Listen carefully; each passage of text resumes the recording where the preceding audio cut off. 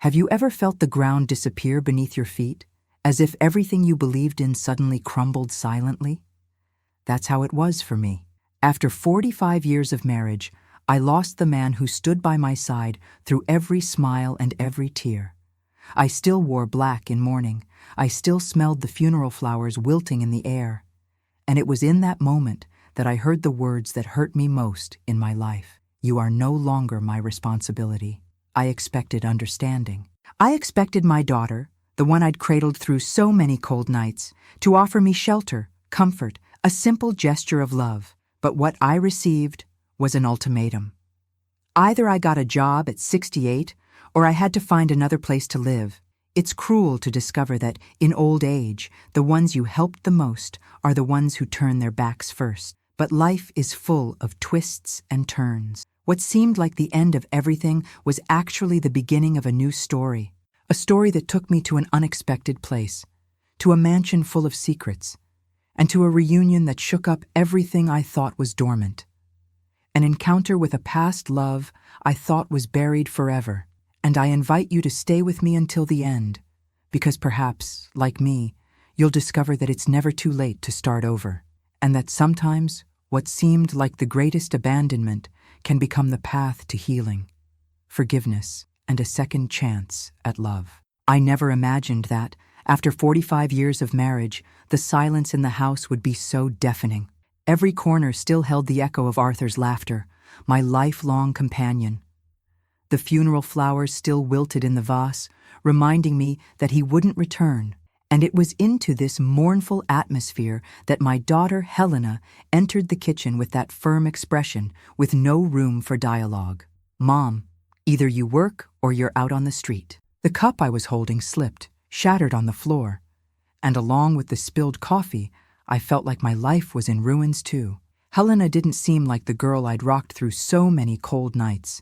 At 42, she'd inherited her father's firm jaw, but not his tender heart. While I still wore black and wept silently, she talked about bills, expenses, and priorities. It was as if my grief were a nuisance to her. I have my family now, my responsibilities. You're going to have to manage. Each word fell like a slow stab, revealing an ingratitude I had never imagined facing. The pain of abandonment in old age isn't just loneliness, it's a feeling of invisibility. I was a mother, a wife, a caregiver, the foundation of everything. And suddenly, it seemed like none of that mattered. Helena moved around the kitchen as if she were the mistress of the house, checking bills, organizing papers, without even looking me in the eye. You are no longer my responsibility, was the final sentence before she grabbed her bag and left, leaving me kneeling among broken porcelain. As I picked up the pieces, I felt the weight of age. My knees ached, my hands trembled. I thought of Arthur, how much he protected me from these burdens. I felt a mixture of anger and guilt, anger at being discarded, guilt for perhaps having raised such a cold daughter. It's a cruel dilemma, survive with dignity or bow to wounded pride. I didn't want to depend on her, but I also didn't want to become a burden. And yet, that's exactly how she saw me. At night, in the solitude of the guest room, yes, she had already moved into the master bedroom, I stared at the ceiling and wondered when I had lost my place as mother and become nothing more than a burden. The generational divide was evident. I, who had always placed family above all else, was now being pushed out like someone discarding an old object. And deep down, what hurt most was knowing that, for Helena, it was simply a practical matter. That moment made me face a fear I'd always pushed aside. Starting over in my later years, it was a path I never imagined I'd take. At 68, a widow, with no one else by my side, I had to decide between wallowing in grief or rising, even with a heavy heart. But how do you do that when even your own daughter rejects you? How do you gather strength when the one who should be reaching out is the one pushing you the hardest toward the abyss? Family abandonment carries a weight that words can't fully convey. It's a silent betrayal that corrodes from the inside out, but sometimes you have to hit rock bottom to discover there's still a way, even if it's unexpected. And it was there, on that night of suppressed tears, that I realized life was still going to force me to move on, whether I liked it or not. I just didn't know that this path would lead me to a reunion that would change everything. The next morning, Helena entered the room without knocking, holding her cell phone with a determined air. "I've already solved your problem, Mom. I've arranged an interview for you. It's tomorrow." I barely had time to react. Still grieving, still confused, and now thrust into something I hadn't asked for. "An interview for what?" I asked, my voice breaking. She dropped the phone on the dresser as if she had no patience for long explanations. "Private nursing, a paralyzed billionaire. You'll live there and take care of him. It's better than staying here doing nothing." Her words sounded like a sentence. I had been a nurse before marrying Arthur, but that had been over 40 years ago. The techniques, the procedures, everything had changed. "I don't have the experience anymore, Helena. I don't know if I can handle it." She just looked at me coldly. "It's not medicine, Mom. It's just companionship, helping with the basics. And if you don't accept it, you'll have to find a place to live. I can't carry you forever." That sentence echoed in my mind. I can't carry you forever. When did loving become carrying? Insecurity gripped me completely. I was a woman who, despite the pain, always knew how to cope. But there, I felt more vulnerable than ever. At 68, I had to look for work, not by choice, but by force. It was humiliating. I, who had taken care of my daughter, my husband, my home, now depended on a job to avoid being thrown out onto the street. The dilemma between pride and survival gnawed at me. How could I accept this without feeling defeated? That night, I sat alone in the kitchen, staring at the pile of bills on the table. Helena had already left for dinner with friends, as if nothing had happened. The coffee stain still on the floor seemed like a symbol of my life. Broken, dirty, shapeless. I remembered when Arthur had told me not to worry, saying he would always protect me, but now he wasn't here. And I had to make a decision I didn't want to make. Accepting that job meant giving up what little dignity I had left, but refusing was signing my sentence to loneliness and abandonment. And deep down, there was also the fear of the unknown. A billionaire, paralyzed, with a mansion full of rules. What kind of person would he be? Would I be treated like an employee or like a human being? I didn't know. And the worst part was not having a choice. When the morning of the interview arrived, my hands were shaking so badly I could barely fix my hair. Helena dropped me off at the door of a mansion that looked like something out of a movie. A massive gate, immaculate gardens, an intimidating entrance. "This is it," she said, emotionless. "Try not to mess this up. It's your only chance." And without even wishing me luck, she left. I stood there, before a gate that seemed to separate two lives, the one I knew and the one I was about to begin. I took a deep breath and rang the doorbell. My heart was pounding like it was going to explode. I didn't know that walking through that door would completely change my destiny, that it wouldn't just be a job, but a reunion with something I thought I'd lost forever. The mansion's door opened with a soft creak, revealing a woman with a rigid posture and an appraising gaze. "You must be Clara Martins. I'm Patricia, the house manager. Please come in." I took my first hesitant steps, feeling the weight of every detail around me. Polished marble reflected the light of crystal chandeliers. Expensive paintings displayed faces of people who seemed to have come from another era, and a faint scent of fresh flowers permeated the air. I felt small, out of place, like an intruder in a place where I clearly didn't belong. As Patricia led me through endless hallways, she explained in a neutral tone, "Mr. Hawthorne demands punctuality and discretion. He's demanding. He's been through 17 caregivers in the last 2 years." My stomach churned. 17? What was making these people give up? Was it fear? Was it arrogance? I felt a shiver run down my spine. Patricia stopped in front of a massive double door and took a deep breath. "Before we go in, I need to warn you. He can be difficult, but he's the one who decides who stays." The doors opened, revealing a monumental library. Floor-to-ceiling bookshelves filled with worn-spine books and huge windows let in the afternoon light, illuminating a perfectly manicured garden. Near the window, sitting in a modern wheelchair, was he. Silver hair, strong features that, even with age, still betrayed the beauty of times gone by. He slowly turned his face to look at me, and in that instant, something inexplicable happened. His eyes were a deep blue, so rare they seemed to hold secrets. When they met mine, I felt a slight shiver. There was a glint of curiosity, almost of recognition. But how could that be possible? I'd never seen this man before. Still, that strange feeling of familiarity settled in. He studied me silently for long seconds, as if searching for something he couldn't name. "Mrs. Martins," he said, his voice deep and measured. "Sit down." I sat, trying to hide the nervousness that was taking over me. He continued to watch me, never looking away. "Patricia told me you were a nurse before you got married." I nodded, clasping my hands in my lap. "Yes, many years ago." He inclined his head slightly, as if every word I said mattered. "And your husband passed away recently." It wasn't a question. It was a statement. I felt a lump in my throat. "Yes," I murmured. For a moment, a flicker of something almost human passed through his expression, a mix of empathy and melancholy. "I'm sorry for your loss." The words were spoken quietly, but there was a strange charge to them, as if he understood more than he was saying. I nodded my thanks, not daring to meet those eyes that seemed to pierce time.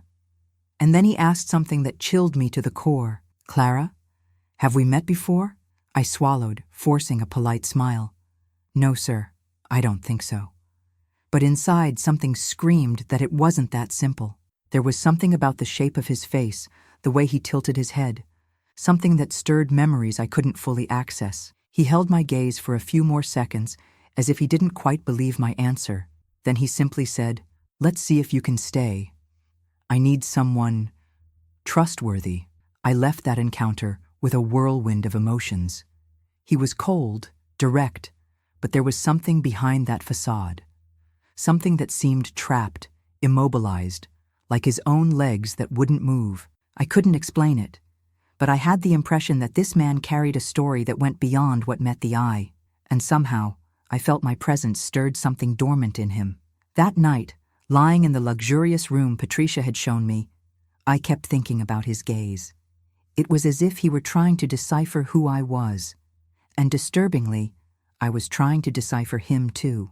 Little did I know that this encounter was only the beginning of a truth that would come to light, unearthing secrets buried for decades. The first few days in that mansion were a strange balance of strict discipline and charged silences. Each morning, I made coffee at precisely 7:15 a.m., organized the newspapers in the order he requested, administered his medications with precision. He was meticulous, demanding, and sometimes harsh. But there were moments when I caught him observing me with the same intensity as the first day. It was a look that wasn't just from boss to employee. It was as if he were searching for someone he'd already met. One rainy afternoon, I finally decided to unpack the boxes Helena had allowed me to take from my old house. Among the hastily folded clothes and a few simple objects, I found something that made my hands tremble: my old photo album. The one I kept tucked away in the back of my closet, covered in dust, filled with memories of my life before marriage, before becoming a mother. I sat in the armchair in my bedroom and began to leaf through it. With each page, my heart raced. There were moments of youth I'd almost forgotten, the carefree smile of a 20-year-old girl, floral dresses, friends from my nursing days. And then, on page 12, I gasped. An old photo taken on a sunny day showed a face that hit me like a punch in the gut. Beside me, with his arm around my waist, was he. Or rather, a young man who looked like a version of the man in the wheelchair. The name came like a whisper from the past. Theo. Not Terence Hawthorne, the austere billionaire, but Theo, the dreamy boy who promised me the world before boarding a train and disappearing from my life. I stared at that photo for long minutes, tears streaming down my face. He promised me he'd come back. I promised I'd wait, but life went on. The years passed, and I believed he'd forgotten me. And now, he was there, downstairs, unaware that I was also the woman he left behind. I picked up another photo. It was our last, taken on the day we parted. Me in a yellow dress, him holding my hand as if he'd never let go. That day, he gave me a silver ring, promising that one day he'd exchange it for a diamond one. I returned that ring months later, when I married Arthur, believing Theo would never return. And now, Fate had put me back in his path. I spent the rest of the night awake, wondering what to do. Should I tell him the truth? Would he remember me? Or worse, what if he didn't? What if for him, I'd been just a passing memory from my youth? The fear of reliving an old rejection paralyzed me. But what frightened me most was the feeling that he was somehow already beginning to remember. The next day, over coffee, he asked a question that left me speechless. "Clara, have you ever been to Santa Aurora? It's a small town near the lake." My heart raced. Santa Aurora was where we'd met. I looked away, feigning confusion. "No, I don't think so." But he smiled slightly, a sad smile, and said quietly, "You've always been terrible at lying." It was then that I understood. He knew. Maybe not everything, maybe not clearly, but deep down, he sensed that the woman sitting across from him wasn't just a caregiver. She was the love he'd lost more than 4 decades ago. And in that moment, I realized that the past doesn't stay buried forever. It finds a way to return, especially when we least expect it. That afternoon, he asked Patricia to leave us alone. I could already sense something was about to happen, a truth that could no longer be swept under the rug. Teo, or Terence, as he now called himself, was quieter than usual, staring out the large window at the garden. When he finally spoke, his voice was low, almost a whisper. "You look the same. Even more beautiful, but the same." My entire body froze. I no longer needed to pretend. He remembered. I took a deep breath, trying to hold back the tears. You really know who I am." He swiveled his chair slowly, and the blue eyes I knew so well filled with an emotion I couldn't decipher. "Clara, I spent 48 years waiting for you, and when I finally came back, you were no longer mine." The pain in his words was palpable. I lowered my face in shame, feeling the weight of the past and the choices that had separated us. He held out his trembling hand. Inside it was a small object that made me sob. The silver ring he'd given me during that distant farewell. I could never bring myself to throw it away. I could never exchange it for another, because none of them made sense without you. I touched the ring delicately, as if it were made of glass.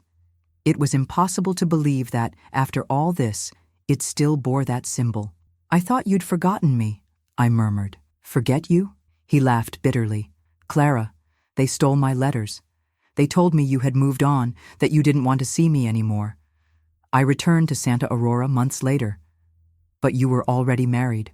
I stood outside the church, hidden, watching you promise your life to another man. My heart sank as if it would burst. I had waited too. I had cried too, and it had all been a cruel misunderstanding. For a moment, we were silent, just breathing the same air heavy with memories. Then he held my hand with surprising strength for someone so fragile. "Clara, I've never married. I've never loved another woman. I've built empires, traveled the world, but in every city, in every crowded room, I've always looked for you." I cried unashamedly this time, letting the tears flow freely, because no words could heal 48 years of waiting. "And now?" I asked, my voice trembling. "We're 2 old people, scarred by life. What can we do with what's left?" He smiled, a soft, almost boyish smile. "We can try. We can build something new with what's left. I don't want your past, nor your future. I just want you. Even if it's just for one more day, one more month, one more year." In that moment, I realized that time doesn't destroy true love. It transforms it. It makes it more mature, deeper. And as I hugged Teo, now Terence, breathing in the faint mint scent of the perfume he still wore, I knew that somehow fate had given us a second chance, and I wasn't going to waste it. Helena appeared unannounced, as she always did when she wanted to control something. She entered the mansion with her chin held high, looking around as if assessing the value of each piece of decor. "So this is where you are," she said, her tone thick with irony. I tried to remain calm, but I could already sense the venom hidden behind her words. She looked at Terence, who was standing beside me, and added with a fake smile, "And this is the billionaire you're looking after?" I tried to explain that my relationship with Terence wasn't just professional, that there was a much bigger story behind it all. But before I could finish, Helena interrupted. Please, Mom, don't tell me you're fooling yourself with this theatrics. He's rich, vulnerable, and lonely. Any woman could take advantage of that. And frankly, that's what it seems you're doing. The accusation felt like a slap in the face. I, who had always lived with dignity, was now seen as a freeloader. Terence, calm, took a deep breath and looked at Helena with that cold look only he could give. Your mother isn't using me. If anyone in this story has used her, it wasn't me. Helena frowned, confused. What do you mean? And then he continued, without raising his voice. You kicked her out of the house weeks after losing her husband. You forced her to work to make ends meet. That's not caring. That's neglect. And now you're here, worried. About what? About her or about what you think you might lose? Helena paled. She had never been confronted like that. I was protecting myself, she said defensively. I have my children, my bills, my life. She's always been too dependent. I almost laughed. The justification was so absurd. Dependent? Me, who'd worked my whole life to give her everything I could. I felt a lump in my throat, a mixture of hurt and indignation. Helena, I don't want Terrence's money. I've never wanted anything I didn't earn with my own hands, I replied, my voice firm. What you're seeing here isn't self-interest. It's love, true love, which not even time has been able to erase. You don't know what that is because you're too busy trying to control everything around you. For the first time, I saw hesitation in her gaze, but then the usual cold mask returned. If that's the case, Helena said sharply, then I hope you know what you're doing. But don't come crying to me when this all falls apart, because I won't be here to hold you again. She turned, ready to leave, but Terence stopped her with one last sentence, as sharp as a blade. Your mother never needed you to hold her. You're the one who always needed her. You just haven't realized it yet. Helena paused for a moment, as if those words had struck a nerve. But without looking back, he left the mansion and slammed the door behind him. The silence that followed was heavy, almost palpable. I took a deep breath, trying to absorb the pain of that moment. The daughter I loved had just turned her back on me. Again. But as I held Terrence's hand, I felt that, for the first time in a long time, I wasn't alone. After Helena's stormy departure, the atmosphere in the house was strange for a few days. I couldn't stop thinking about how coldly she'd spoken, or about Terrence's gaze, firm but filled with sadness. He seemed to be thinking as much as I was. One silent night, he called me into the library, the very place where it all began. On the table was a thick envelope, and his expression was determined. Clara, I need you to know something before anyone else finds out. He opened the envelope and took out a document. This is my updated will. I have decided to leave my entire fortune to charities, hospitals, shelters, orphanages. I was speechless. He continued, I don't want anyone, not even Helena, to think you're here for the money. You won't inherit anything. All we can have is just the two of us. I felt a mixture of relief and pain. Relief that he had made this decision to protect us, but pain knowing my daughter would never understand the purity of it. Terence, you didn't have to do this for me, I murmured, but he held my hand firmly. I did, Clara, because I don't want anyone to question how I feel about you. Not even you. It's not about what I have. It's about who I am and who we are together. Those words were like a balm for the wound Helena had opened with her accusations. Days later, Helena returned, colder, more calculating. So it's true, she said, upon hearing about the will. You're going to give everything to charity and leave my mother.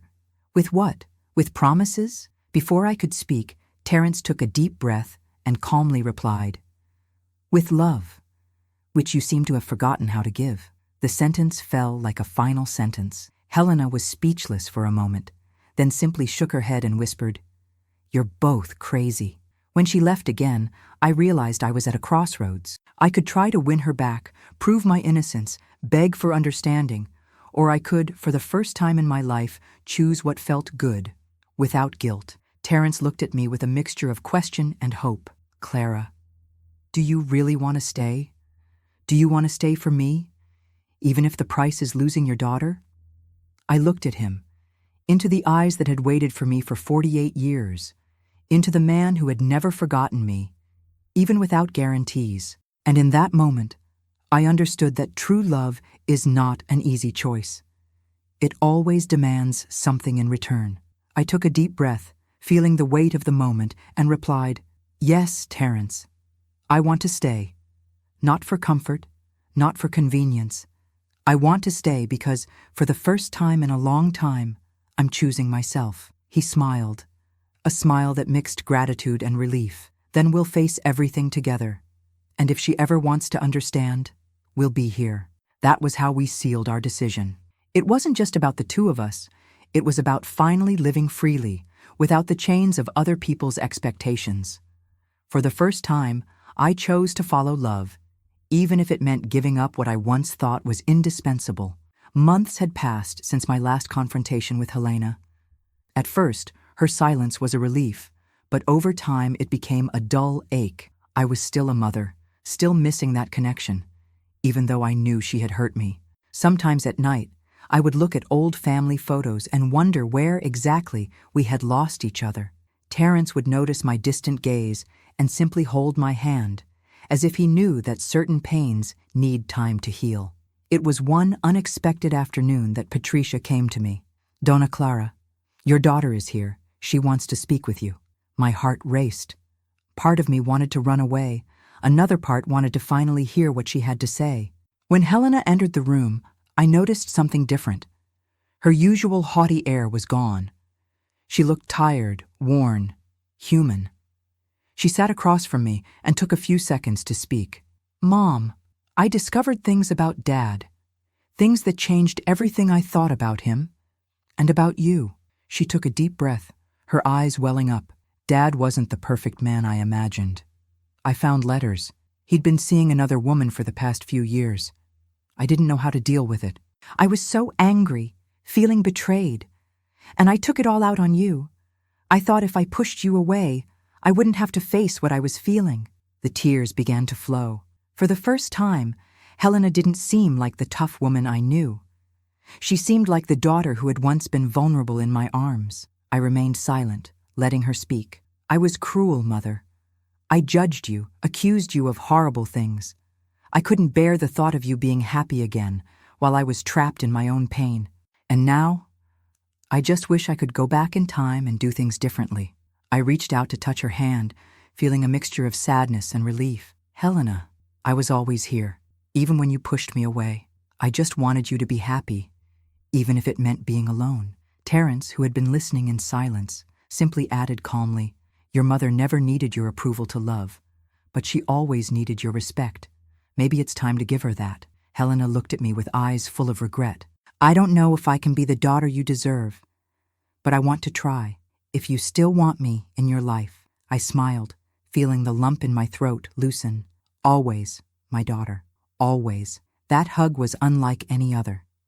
It wasn't the perfect hug that heals everything at once, but a beginning.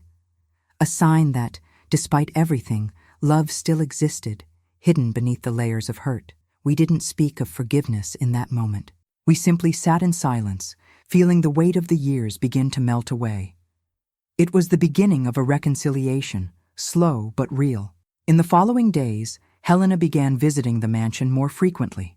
Little by little, she got to know the real Terence, not the distant billionaire she imagined, but the man who loved me before she was even born. I saw in her eyes a mixture of strangeness and perhaps a glimmer of understanding.